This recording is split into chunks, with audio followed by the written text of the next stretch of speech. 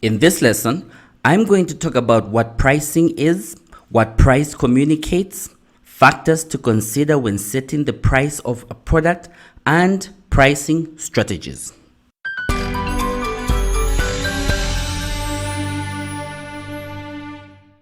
As you already know, price refers to how much we pay for products. It may have different names. For example, it can be known as rent, it can be known as subscription, it can be known as bus fares or generally fares for transport, it can be known as bills, and it can also be known as tuition.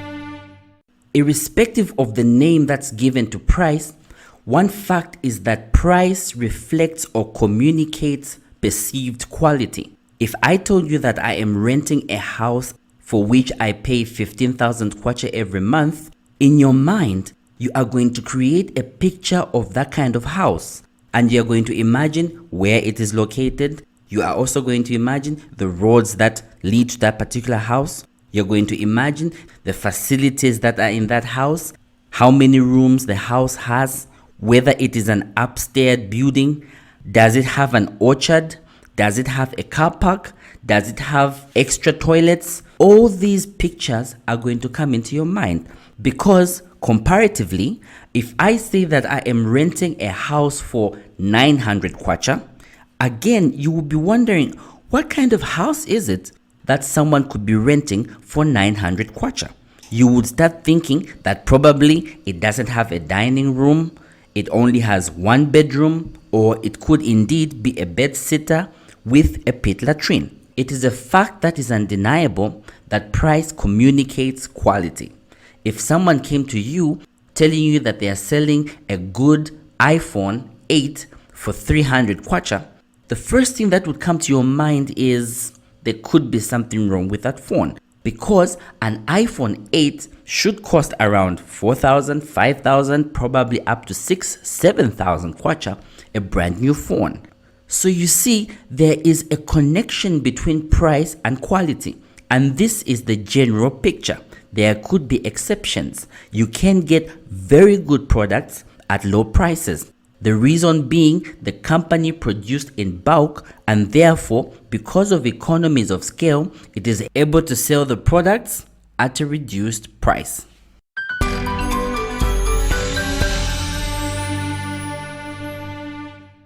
For you to come up with a price, there are factors that you need to consider. You need to consider number 1, the costs, number 2, the target audience, number 3, competitors, number 4, the law, number 5, management objectives, and number 6, the stage in which the particular product is in the product life cycle.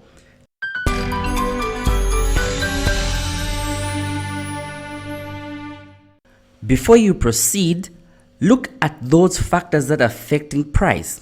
I mentioned that number 1, there is cost, number 2, target audience, number 3, competitors, number 4, the law, number 5, management objectives, and number 6, stage in the product life cycle. Which one of these is an internal factor and which one is an external factor?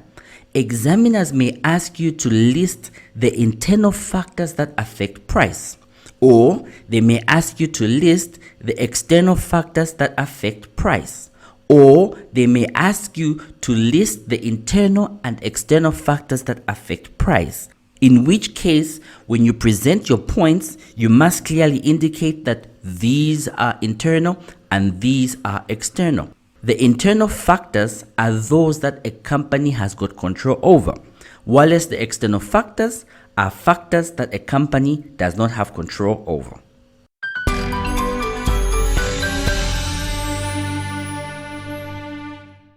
So far, in this particular recording, I have explained number 1, what price is. I did mention the different names that can be given to price.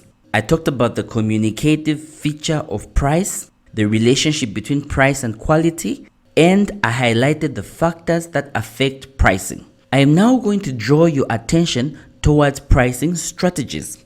And these 4 areas, what is price, what price communicates, factors that affect price, and pricing strategies are generally what you will be examined on. Examiners are going to ask you questions on one or more of these particular areas. Number 1, what is price? Number 2, what price communicates? Number 3, factors affecting price. And number 4, pricing strategies.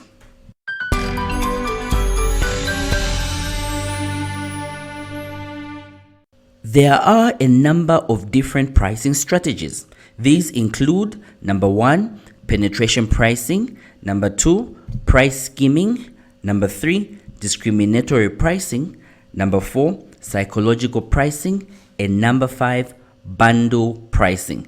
These are just some of them. There are indeed more. For example, there is an approach to pricing known as premium pricing. There is also an approach to pricing known as cost-based pricing, which mainly applies to not-for-profit making organizations such as Society for Family Health. When Society for Family Health is selling chlorine, it is not selling that chlorine at a profit. The only reason it is selling that chlorine is for it to be able to cover its costs. This is different from a company such as Samsung, because when Samsung sells you a phone, they are selling a phone and the bulk of them with the intention of making a profit. I am now going to highlight the elements under each one of the pricing strategies I mentioned.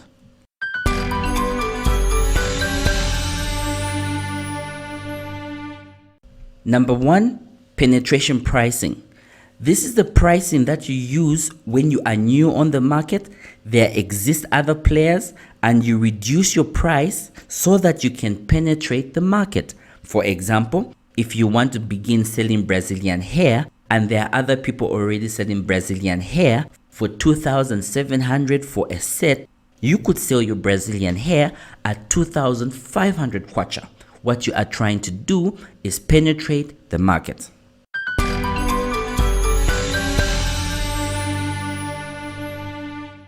Number 2, price skimming.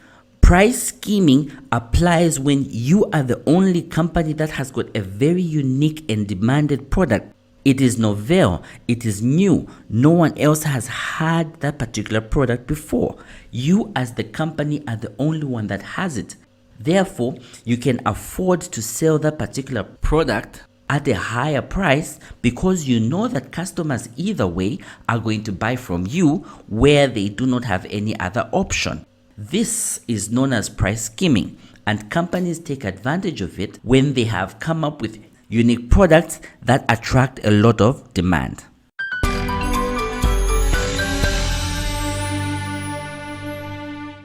Number 3, discriminatory pricing. This applies when you are the only business that provides a certain solution. For example, only Zesco is going to connect your electricity to the grid.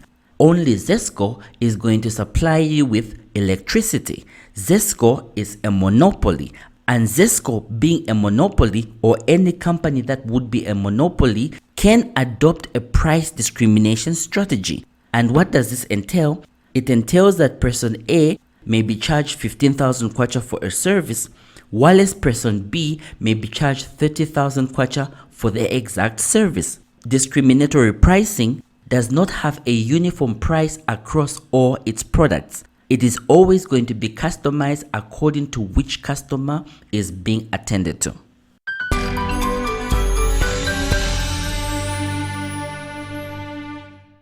Number 4, psychological pricing. This is the pricing that is used by companies such as Game and by companies such as ShopRite, where they tell you the price of a pack of milk is going to be 15 kwacha, 95 ngwe. The ngwes and those small amounts to the mind of any person may attract them because they think when they buy in bulk, they are going to cut down on costs and have some change. Psychological pricing seeks to influence the mental being of someone, attracting them to a lower price such that they will get their change, and psychological pricing works.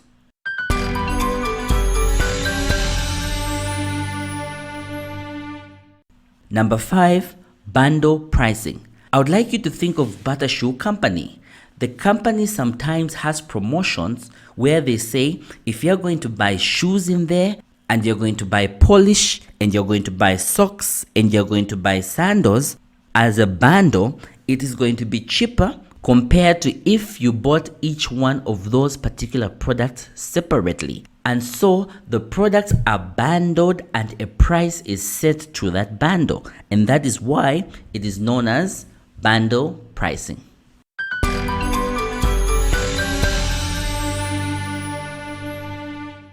If you would like more of these lessons, I would like us to chat.